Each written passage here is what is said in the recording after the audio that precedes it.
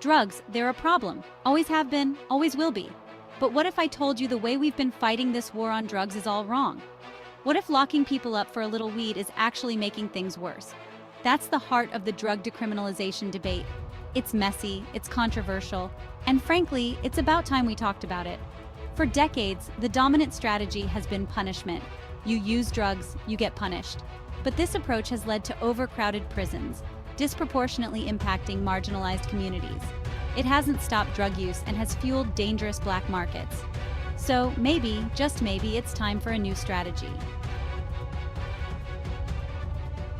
Imagine treating drug use not as a crime, but as a health issue. That's the radical idea behind the public health approach to decriminalization.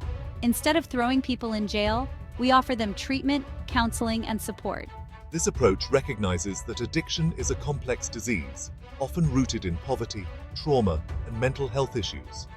By treating drug use as a health crisis, we can allocate resources to harm reduction, prevention, and rehabilitation, potentially saving lives and strengthening communities. Proponents of decriminalization argue it's not just about compassion, it's about economics. Think about it. The war on drugs is expensive. Policing, courts, incarceration, it all adds up. Decriminalization could free up billions of dollars currently spent on enforcement. This money could be redirected to treatment programs, education initiatives, and even economic development in communities ravaged by the war on drugs. Some argue that regulating and taxing drugs, like we do with alcohol and tobacco, could generate significant revenue for governments. At its core, the decriminalization debate is about human rights.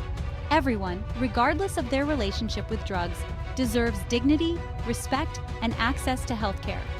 Criminalizing drug use often denies individuals these fundamental rights. Decriminalization advocates passionately argue that people should have the autonomy to make choices about their own bodies, even if those choices are deemed harmful. They firmly believe that criminalizing personal drug use is a violation of individual liberty and perpetuates stigma and discrimination. The question remains, shouldn't we prioritize compassion and understanding over punishment and exclusion? Now, let's address the elephant in the room. Critics of decriminalization argue that it will lead to an explosion of drug use, turning our streets into dens of addiction and chaos. They fear that sending a message that drug use is acceptable will encourage experimentation and lead to more overdoses and addiction. There are also concerns about public safety. Would decriminalization embolden drug traffickers? Would it lead to more drug-related crime and public disorder? These are legitimate concerns that need to be carefully considered. Section 6. Morals and the masses. The drug decriminalization debate is about more than just laws and policies. It's about our values as a society.